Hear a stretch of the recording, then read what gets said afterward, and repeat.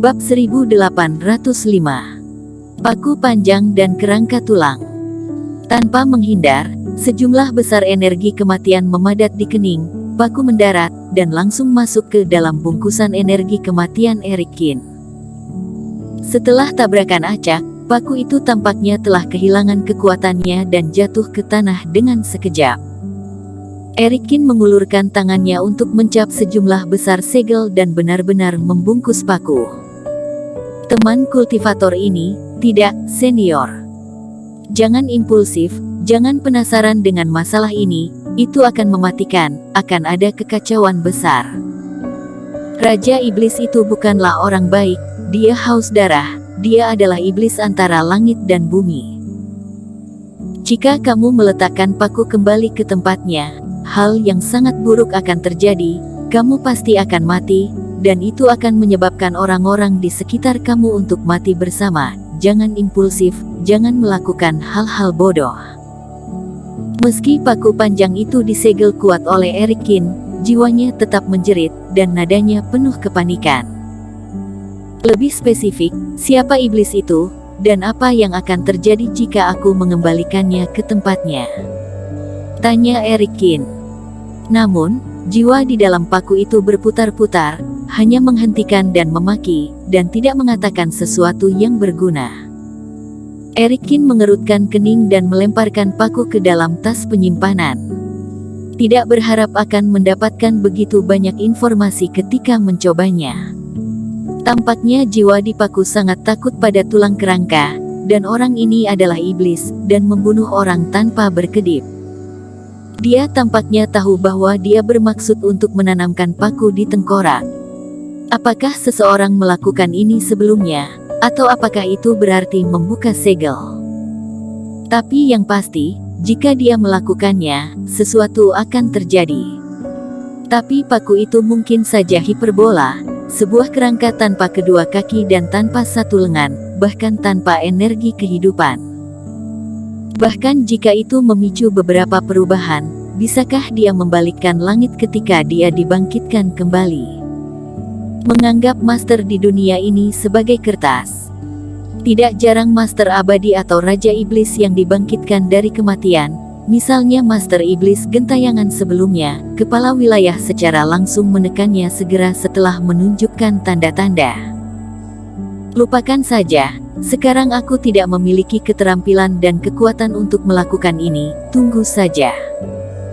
Erikin menggelengkan kepalanya. Dia juga tahu rasa ingin tahu bisa mencelakai orang, dan dia masih sibuk sekarang. 5 hari berlalu dengan tergesa-gesa.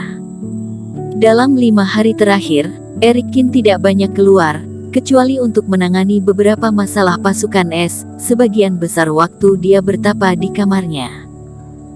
Di bawah latihan, Erikin merasa semakin dekat dengan rasi bintang sumber energi waktu yang kental. Dalam 5 hari terakhir, pasukan es seperti api penyucian. 3 percobaan sehari yang asli sudah sangat sulit, tetapi setelah Erikin memberi perintah, intensitasnya meningkat menjadi 6 percobaan sehari. Setiap orang seperti melalui 6 cobaan hidup dan mati sehari, dan meskipun dengan suplemen pil dewa, mereka semua merasakan titik kritis tertentu. Jiwanya tegang sampai ekstrim, dan emosinya menjadi mudah tersinggung. Tentu saja ada prestasi, di bawah kepemimpinan Ye Siwu, pasukan es sekali lagi telah ditingkatkan ke tingkat kesulitan bintang 6, yang merupakan batas yang bisa mereka capai sebelumnya. Pagi hari di hari kelima. Setelah pasukan es memulai tantangan percobaan lagi, Erikin tumben datang di luar formasi percobaan. Pemimpin Qin. Nenek Yu membuka formasi dan menyapa Erikin sambil tersenyum. Nenek Yu, bisakah kamu mengubah formasi, kali ini langsung tingkatkan ke tingkat kesulitan bintang 7. Melihat Ye Siwu dan yang lainnya bersembunyi di formasi persidangan, Erikin berbicara acuh tak acuh. Kesulitan uji coba formasi secara alami dapat diubah sesuai dengan pikiran pemegang kendali formasi. Ye Siwu dan yang lainnya baru saja memasuki formasi sihir, dan Erikin datang ke sini khusus untuk memanfaatkan saat ini. Tapi pemimpin Qin, para kultivator wanita ini bahkan belum lulus ujian tingkat 6. Bukankah terlalu paksa? Mendengar hal itu, Nenek Yu kaget. Dia menatap Erik Qin dengan kaget, mengira dia salah dengar. Percobaan formasi sihir dengan 10 tingkat kesulitan, dan jarak antar tiap tingkat sangatnya jauh. Apa yang akan dilakukan Erik Qin sekarang adalah seolah-olah seseorang hanya bisa menghadapi serigala, tetapi tiba-tiba dia mengatur harimau untuk menjadi lawannya. Kesulitannya meningkat terlalu banyak. Aku sudah mempersiapkan ini sejak lama, ikuti saja. Mata Erik Qin jernih, dan melihat Nenek Yu tidak bereaksi, dia langsung mengambil token formasi, lalu napas formasi sihir tiba-tiba berbalik, dan Reiki langsung menjadi lebih kuat. Teknik pedang Dewa Es hanya bisa mengeluarkan kekuatan terkuatnya saat kultivator menghadapi tekanan yang kuat. Dengan cara ini, mereka mungkin bisa melakukannya dalam waktu yang lama. Tidak ada waktu, jadi harus begitu. Pemimpin Qin, ini.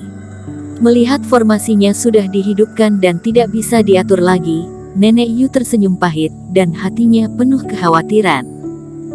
Pemimpin Qin menguji pasukan es seperti ini, apakah tidak terlalu berat? Itu adalah ujian ke-7. Untuk fase transendensi puncak, tingkat kesulitannya juga tidak rendah. Kak Yesi, apakah menurutmu formasi ini agak berbeda? Orang-orang yang baru saja memasuki percobaan formasi sihir juga memiliki perasaan yang sama. Sepertinya sudah sedikit berubah, tapi jangan khawatir. Fokuskan pikiran bunuh monster iblis. Yesi Wu mengangguk, tetapi tidak terlalu memikirkannya. Mungkin karena formasinya dalam kondisi tidak stabil, dia segera meminta semua orang fokus pada pertempuran. Tapi setelah membunuh tim monster iblis, bahkan wajah Yesi Wu menjadi sangat masam. Dari mana formasi berubah? Ini peningkatan kesulitan formasi sihir. Kesulitan bintang ke-6 formasi sihir, mereka telah bertarung 8 atau 10 kali, dan mereka semua tahu perkiraan kekuatan roh binatang di dalamnya. Tetapi dalam pertarungan ini, dia jelas merasa bahwa para monster iblis jauh lebih kuat, dan mereka dulunya dapat dibunuh oleh 1 Reiki, dan sekarang membutuhkan 3 Reiki. Tim monster iblis ini, mereka bertarung untuk waktu yang lama. Dan ini hanyalah monster iblis terlemah yang ditemui dalam perlatan. Uji coba level ke-7, ini pasti disesuaikan dengan tingkat kesulitannya. Daisy Li menggertakkan giginya. Kak Yesi, Nenek Yu tidak akan melakukan kesalahan seperti ini. Sesaat sebelum masuk, aku melihat Erik Qin menyelinap. Dia pasti yang melakukannya. Seharusnya begitu. Tapi pemimpin Qin mengatur kesulitan formasi sihir, apa yang ingin dia lakukan? Apakah ingin membunuh kita, tetapi apa gunanya bagi dia? Para kultivator wanita pasukan es juga marah dan sulit percaya. Setelah berlatih selama 5 hari terakhir, mereka sudah sangat lelah, dan akibatnya, Erik Qin meningkatkan kesulitan sesuka hati tanpa memberi tahu mereka. Mungkin karena melihat kita tidak puas dan ingin menyiksa kita. Erik Qin ini benar-benar penuh menyebalkan. Setelah aku keluar, aku harus mengadu pada penguasa istana. Aku tidak bisa menahannya. Daisy Li memiliki temperamen terburuk, dia marah besar kali ini. Tidak ada gunanya mengatakan itu, sekarang mari kita pertimbangkan bagaimana cara menembus level. Yesi Wu mengerutkan kening dan menghela nafas, setiap kali formasi sihir dihidupkan, menghabiskan banyak sumber daya. Kita tidak bisa pergi begitu saja. Istana es Arktik kita yang akan rugi. Tapi ini adalah ujian level ke-7, dan ujian ke-6 kita belum lewat. Seseorang tersenyum pahit. Singkatnya, level mana ya ikuti saja, pada kenyataannya, menantang batasan tidak lain adalah semacam latihan bagi kami, dan ingatlah untuk menggunakan teknik pedang Dewa Es untuk menghadapi musuh.